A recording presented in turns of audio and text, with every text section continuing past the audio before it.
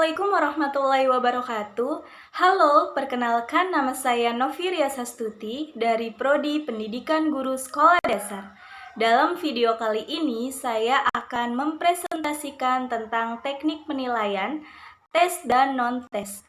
Disusun untuk memenuhi tugas mata kuliah evaluasi pembelajaran di sekolah dasar dengan dosen pengampu Ibu Kiki Fatkiani MPD.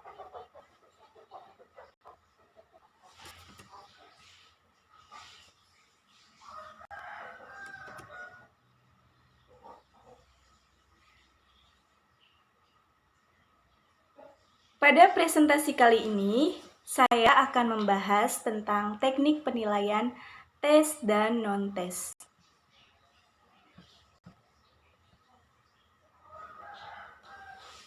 Adapun materi yang akan dibahas pada presentasi kali ini, yaitu yang pertama, pengertian tes dan non-tes.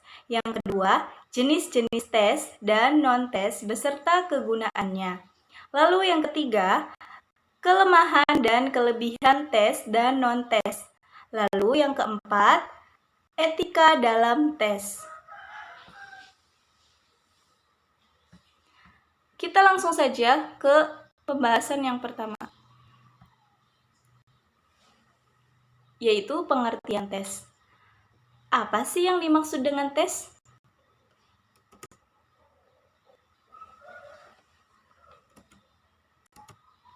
Teknik tes. Menurut Amir Dayen Indra Kusuma menegaskan bahwa tes adalah suatu alat atau prosedur yang sistematis dan objektif untuk memperoleh data-data atau keterangan-keterangan yang diinginkan tentang seseorang dengan cara yang boleh dikatakan tepat dan cepat. Tes pada umumnya digunakan untuk menilai dan mengukur hasil belajar siswa, terutama hasil belajar kognitif berkenaan dengan penguasaan bahan pelajaran sesuai dengan tujuan dan pengajaran. Namun, tes juga dapat digunakan untuk menilai hasil belajar bidang afektif dan psikomotorik. Jadi, kita dapat simpulkan bahwa tes adalah alat yang direncanakan untuk mengukur kemampuan, keahlian, dan pengetahuan.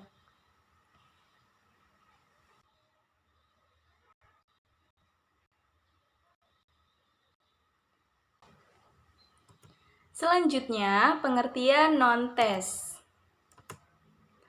Teknik non-tes berarti melaksanakan penilaian dengan tidak menggunakan tes.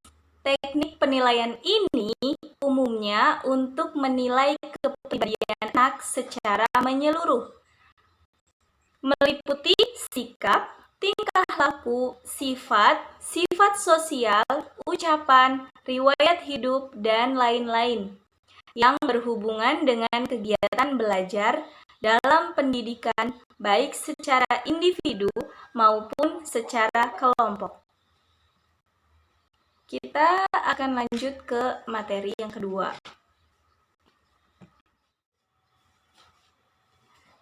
Oke, selanjutnya materi yang kedua yaitu jenis-jenis tes dan non-tes beserta kegunaannya. Jenis-jenis tes dapat dikelompokkan menjadi 5 golongan, yaitu tes menurut sifatnya, yang kedua tes menurut tujuannya, lalu yang ketiga tes menurut pembuatannya, lalu yang keempat tes menurut bentuk soal, dan yang kelima ditinjau dari objeknya, berdasarkan objeknya. Oke, kita akan bahas satu persatu ya, dari mulai yang pertama, menurut sifatnya.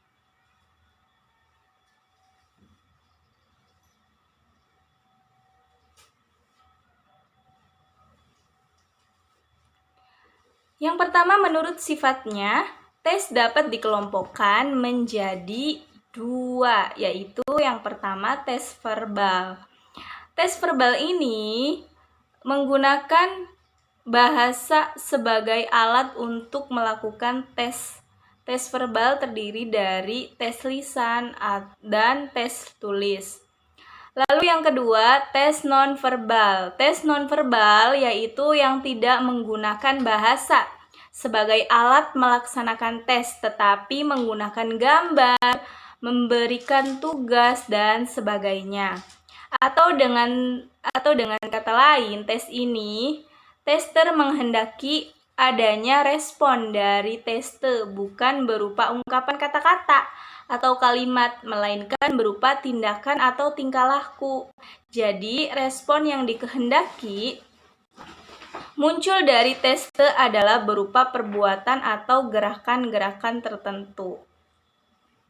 Ini adalah tes menurut sifatnya ya, ada 2, tes verbal dan tes nonverbal.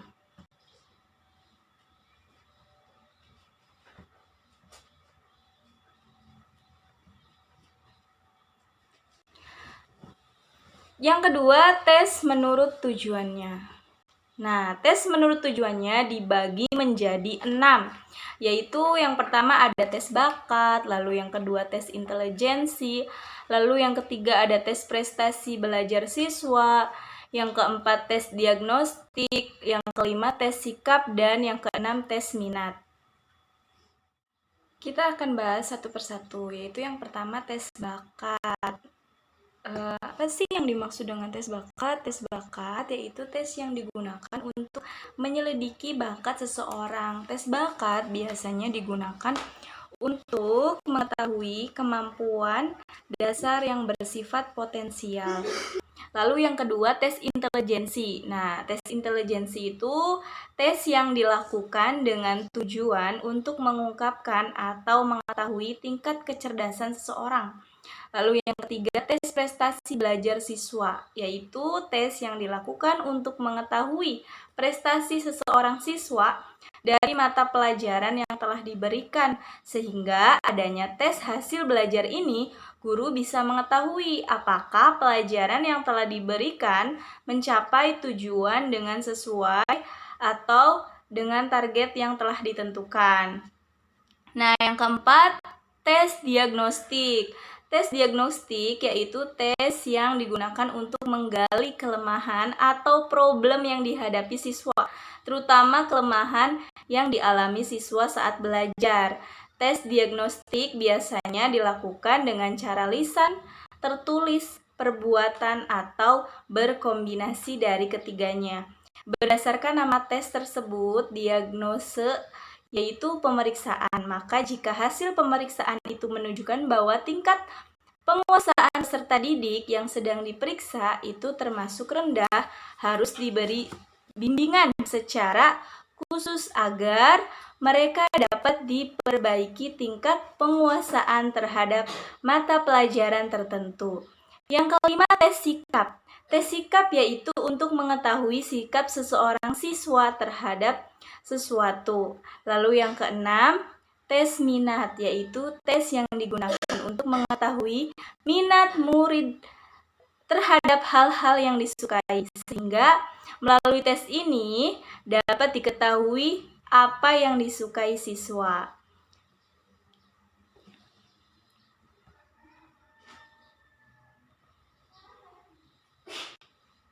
Selanjutnya, yang ketiga, menurut pembuatannya. Tes berdasarkan pembuatannya dibagi menjadi 2, yaitu tes standar dan tes buatan guru. Apa sih yang dimaksud dengan tes standar itu? Nah, tes standar itu atau tes yang dibakukan mengandung prosedur yang seragam untuk menentukan nilai yang administrasinya.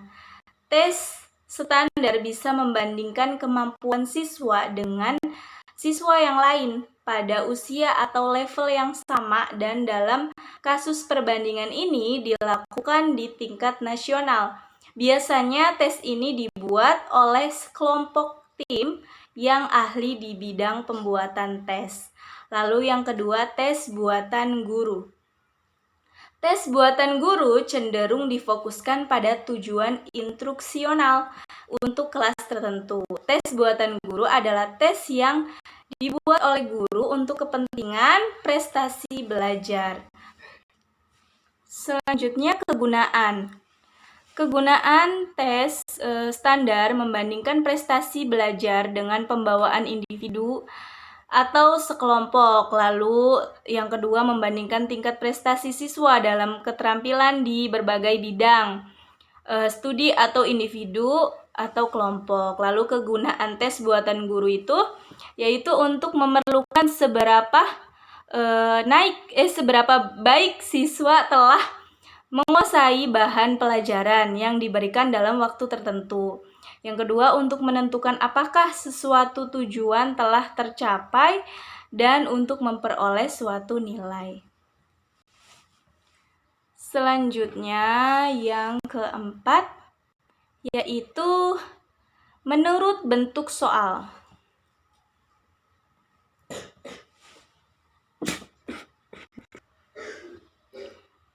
Selanjutnya, menurut bentuk soalnya, tes dapat dikelompokkan menjadi dua, yaitu yang pertama tes uraian atau subjektif.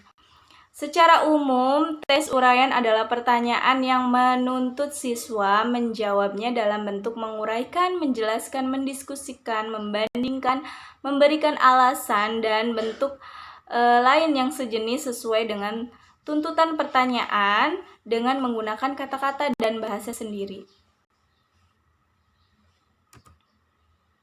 Nah, tes uraian itu dikelompokkan lagi menjadi dua, yaitu uraian bebas dan uraian terbatas. Lalu yang kedua, tes objektif.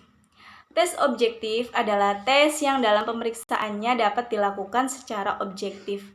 Dalam penggunaan tes objektif, jumlah soal yang diajukan jauh lebih banyak daripada tes esai. Macam-macam tes objektif yaitu ada tes benar salah, lalu ada tes pilihan ganda, lalu ada tes menjodohkan, dan tes isian. Nah, lalu yang terakhir itu tes berdasarkan. Nah, kita sudah tahap di terakhir. Tes berdasarkan ditinjau dari objeknya.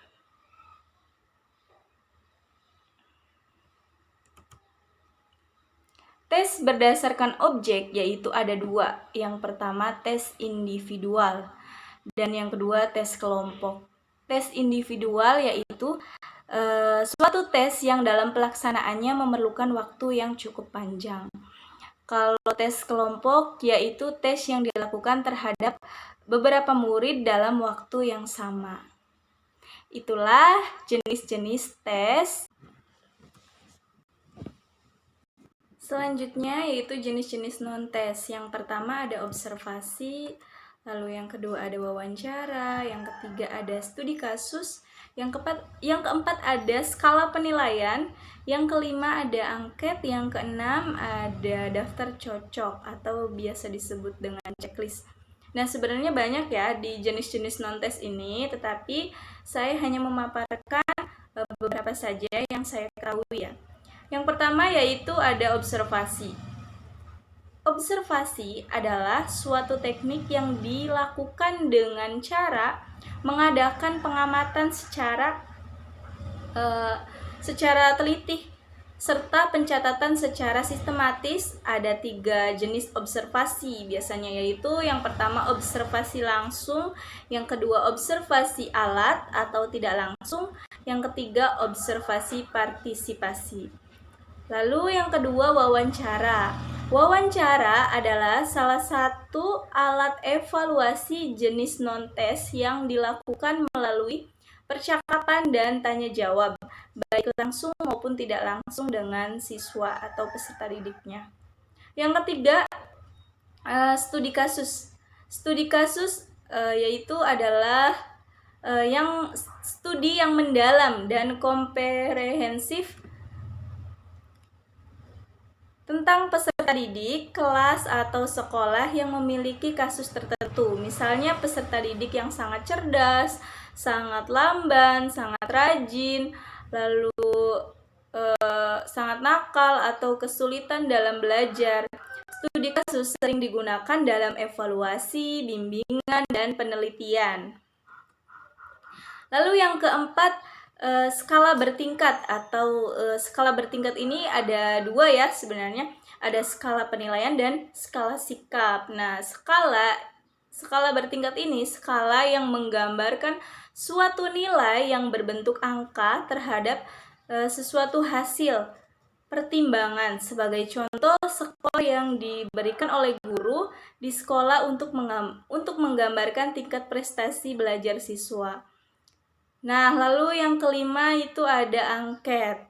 Angket atau biasa disebut dengan kuesioner adalah sebuah daftar pertanyaan yang harus diisi oleh orang yang akan diukur atau biasa disebut dengan responden.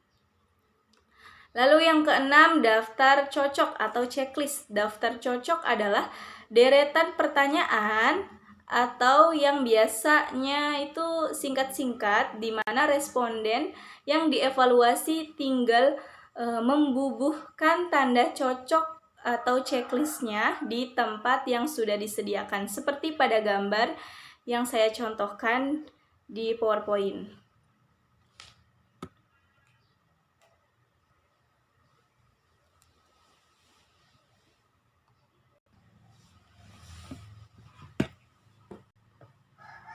Selanjutnya, kegunaan tes dan non-tes. Kegunaan teknik tes yaitu sebagai alat pengukur terhadap peserta didik. Dalam hubungan ini, tes berfungsi untuk mengukur tingkat perkembangan atau kemajuan yang telah dicapai oleh peserta didik setelah mereka menempuh proses belajar mengajar dalam jangka waktu tertentu. Lalu yang kedua, sebagai alat pengukur keberhasilan program pembelajaran, sebab melalui tes tersebut akan dapat diketahui sudah seberapa jauh program pengajaran yang telah ditentukan dan telah dapat dicapai. Lalu untuk kegunaan non-tes, teknik penilaian ini umumnya untuk menilai kepribadian siswa atau anak secara menyeluruh, meliputi sikap, tingkah laku, sifat, sikap sosial, dan lain-lain yang berhubungan dengan kegiatan belajar dalam pendidikan yang baik secara individu maupun secara berkelompok.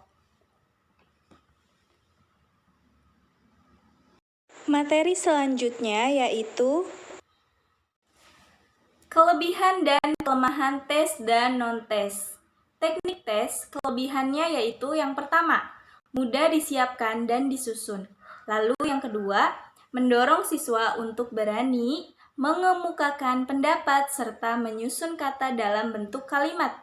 Yang ketiga, dapat mengetahui sejauh mana siswa mendalami sesuatu masalah atau materi yang diteskan. Untuk kelemahannya, yang pertama, penilaian hanya berfokus pada aspek kognitif.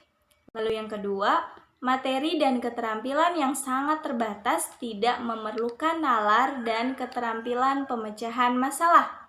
Yang ketiga, tidak menilai dan menerapkan secara langsung dalam dunia nyata untuk menyelesaikannya. Selanjutnya non-tes. Kelebihannya yaitu mengukur kemampuan siswa secara langsung dengan tugas-tugas nyata dalam proses pembelajaran. Yang kedua, penilaian otentik yang menilai keterampilan dan pemahaman dengan menilai secara langsung performasi siswa dengan setting yang alami.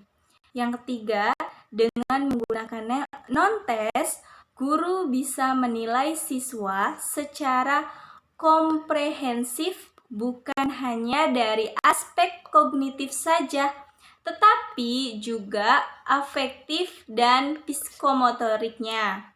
Untuk kelemahannya, Non-tes yaitu penggunaan non-tes untuk menilai hasil dan proses belajar masih sangat terbatas jika dibandingkan dengan penggunaan alat melalui tes dalam menilai hasil dan proses belajar.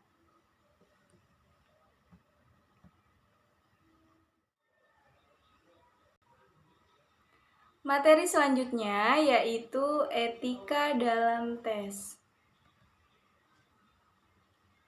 Yang pertama, kerahasiaan hasil tes, yang kedua, keamanan tes, yang ketiga, interpretasi hasil tes, dan yang keempat, penggunaan tes.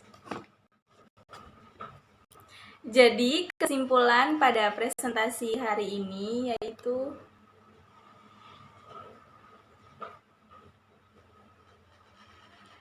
teknik tes ialah suatu teknik dalam evaluasi yang digunakan untuk mengetahui hasil belajar siswa dengan mempergunakan alat tes. Teknik tes digolongkan menjadi 5, yaitu yang pertama menurut sifatnya, ada tes verbal dan tes nonverbal, lalu ada menurut tujuannya, ada tes bakat, tes intelijensi, lalu tes prestasi belajar, ada tes diagnostik, tes sikap, dan tes minat. Lalu ada menurut pembuatannya, yaitu tes standar dan tes buatan guru. Menurut bentuk soalnya, tes objektif dan tes uraian. Lalu yang terakhir yaitu ditinjau dari objeknya.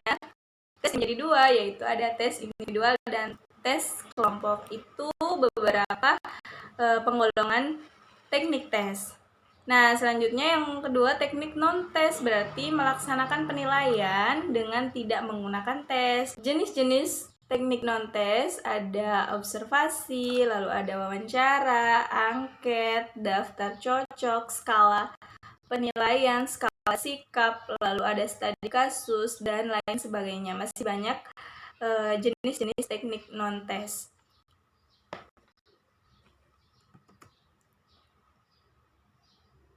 Sekian presentasi dari saya, kurang dan lebihnya saya mohon maaf. Wassalamualaikum warahmatullahi wabarakatuh.